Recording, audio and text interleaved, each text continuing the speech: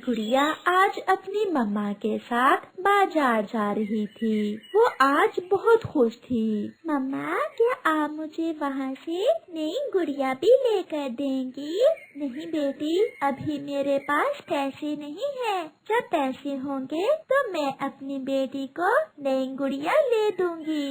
ये सुनकर गुड़िया थोड़ा उदास हो जाती है। वो दोनों माँ बेटी सबसे पहले कबूतर की दुकान पर जाती हैं, क्योंकि वहाँ से मम्मा चिड़िया ने घर के लिए कुछ जरूरी चीजें लेना थी। कबूतर भैया, आप मुझे 1 किलो आटा, थोड़े से दाने और मम्मा चिड़िया बैठी ऐसे कबूतर को अपना सामान बता रही थी। जब थोड़ी दूर एक पेड़ पर बैठा हुआ दुष्ट कौवा गुड़िया को एक गुड़िया दिखाता है और उसे पास आने का इशारा करता है। गुड़िया बहुत गौर से उस कौवे की तरफ देख रही थी और फिर वो एक बार अपनी मम्मा की तरफ देखती है। फिर वो चुपके से कौवे के पास चली जाती है। उसकी मम्मा को पता ही नहीं चलता कि कब गुड़िया वहाँ से जाती है। चिड़िया बहन, क्या आप घी भी लोगी? हाँ कबूतर भैया, घी के बिना तो हंडिया कहाँ बनती है। छोटी चिड़िया, गुड़िया लोगी? हाँ अंकल, क्या ये गुड़िया आप मेरे लिए लेकर आए हैं? हाँ, ये गुड़िया डांस भी करती है। अच्छा, तो फिर दिखाइए मुझे।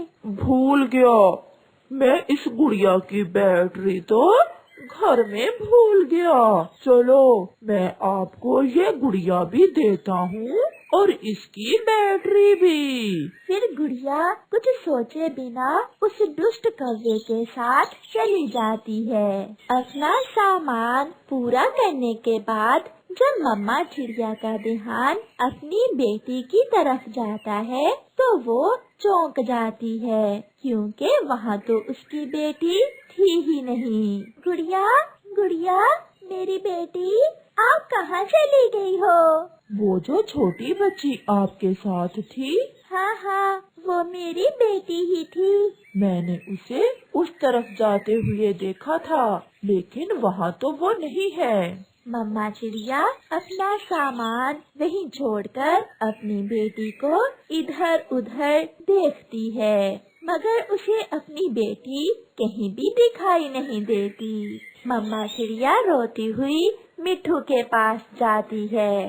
मिट्ठू भैया, मेरी गुड़िया कहीं खो गई है, न जाने कहाँ चली गई है। प्लीज मेरी मदद करें। इन दिनों जंगल में छोटे पक्षियों को पकड़ने वाला एक कौवा भी आया हुआ है। कहीं गुड़िया उसके हाथ ना लग गई हो। मिट्ठू भैया, कुछ करें, मेरी गुड़िया कहीं से ला दे मुझे। हमें समय जाया किए बिना पहाड़ों पर जाना होगा। रुको, मैं अपना डंडा भी ले लूं साथ। फिर मिट्ठू अपनी लाठी उठाकर चिड़िया को साथ लेकर पहाड़ों की तरफ जाता है।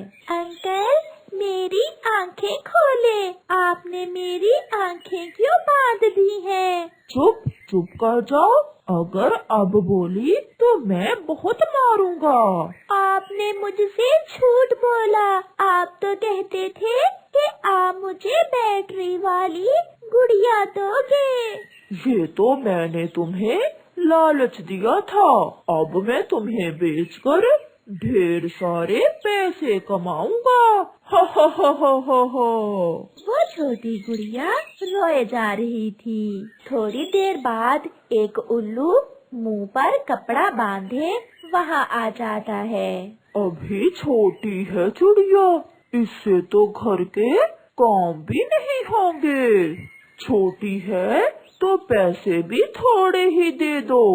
100 रुपए दो और ले जाओ इसे। सारे काम करेगी ये तुम्हारे घर के।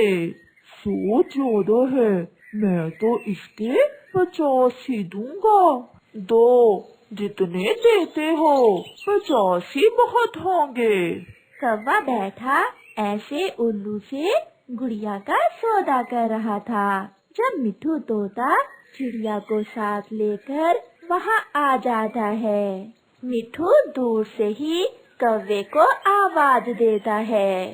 दुष्ट कौवे, छोटे पक्षी पकड़कर बेचते हो, मैं अभी बताता हूँ तुम्हें। मिठू को लाठी लेते आता देखकर कौवा तो वहाँ से भाग जाता है, मगर उल्लू पकड़ा जाता है। मिठू लाठी से उल्लू की खूब पिटाई करता है। मम्मा चिड़िया अपनी बेटी को अपने गले से लगा लेती है।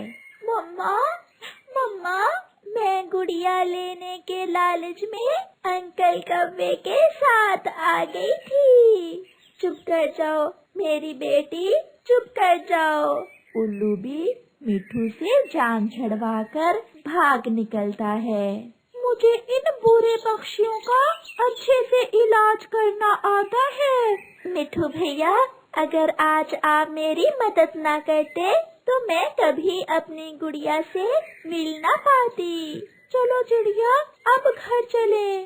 फिर चिड़िया अपनी बेटी को साथ लेकर घर वापस आ जाती है और गुड़िया अपनी मम्मा से फिर कभी ऐसा ना करने का वादा करती है और जिंदगी में कभी लालच नहीं करती। प्यारे दोस्तों, इस कहानी से हमें सीख मिलती है कि किसी अजनबी पक्षी पर विश्वास ना करो और कभी लालच ना करो, क्योंकि लालच बुरी। भाई जी, दाम कम लगाओ, थोड़े कच्चे कच्चे ही तरबूज दे दो।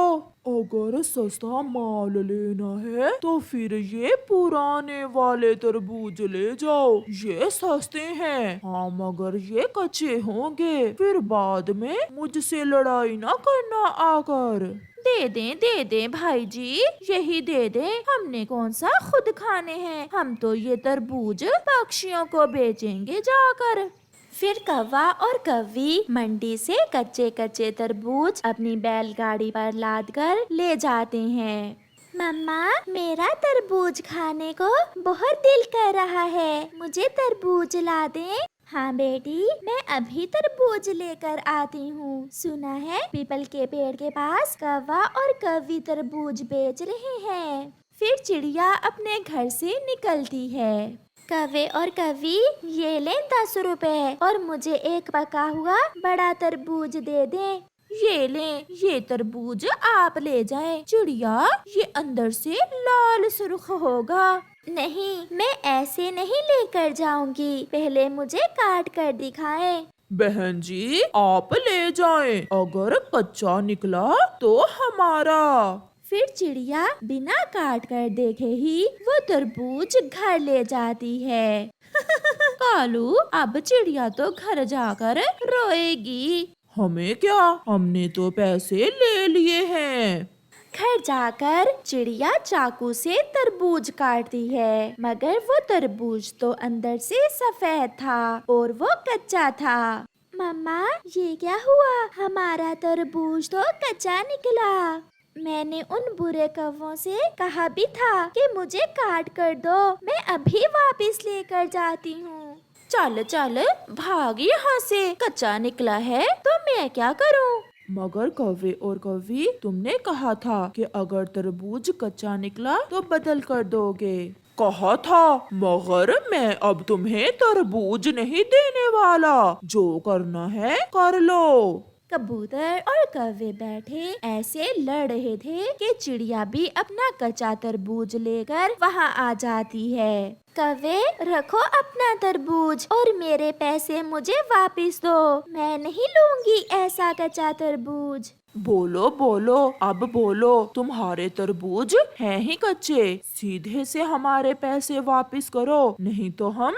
नहीं तो क्या करोगे? जो करना है कर लो। फिर क्या था, कबूतर और कौवे में लड़ाई शुरू हो जाती है। दोनों एक दूसरे को मारते हैं। छोड़ो छोड़ो कबूतर भैया, इन दुष्ट कौवों से लड़ाई का कोई फायदा नहीं है। फिर कबूतर और चिड़िया वहाँ से चले जाते हैं। मैं भी अब रुकने वाला नहीं हूँ, मैं देखता हूँ ये कैसे कच्चे तरबूज बेचते हैं। आप फिर से लड़ोगे क्या? नहीं, अब मैं कुछ और ही करूँगा। फिर कबूतर भागा भागा मंडी जाता है और मंडी में तरबूज वाले पक्षी के पास जाता है। भाई जी, मुझे पक्के पक्के तरबूज दो।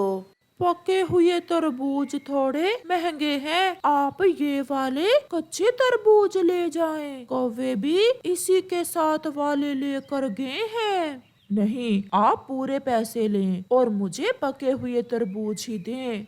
फिर कबूतर उस पक्षी से पके हुए तरबूज लेकर उन्हें एक गाड़ी पर लाद लेता है और वहाँ से वापस चलता है। कबूतर सीधा कौवों के सामने जाकर तरबूज का स्टॉल लगा लेता है। कालू, ये क्या? ये गंदी आंखों वाला कबूतर है, कहाँ से तरबूज ले आया? कबूतर एक पका हुआ तरबूज काटकर अपने तरबूजों के ऊपर रखता है और आवाज लगाता है, जो भी तरबूज लेगा मैं उसे काट कर पका हुआ दूंगा। मीठे मीठे तरबूज लो। फिर सब पक्षी कबूतर से तरबूज लेने लगते हैं। थोड़ी ही देर में कबूतर के तरबूज बिक जाते हैं। कौवा और कौवी शाम तक बैठे वही मक्खियाँ मारते रहते हैं।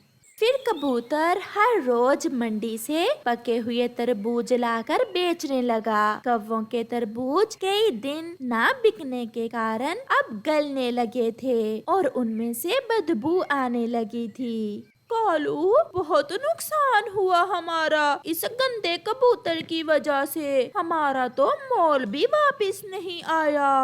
चलो गोरी, अब किसी और जगह जाकर कोई नया व्यापार करते हैं। अब यहाँ तो हमारी दाल गलने वाली नहीं है। ऐसे कौवा और कौवी वहाँ से चले जाते हैं। प्यारे दोस्तों, इस कहानी से हमें सीख मिलती है कि लालच बुरी बला है।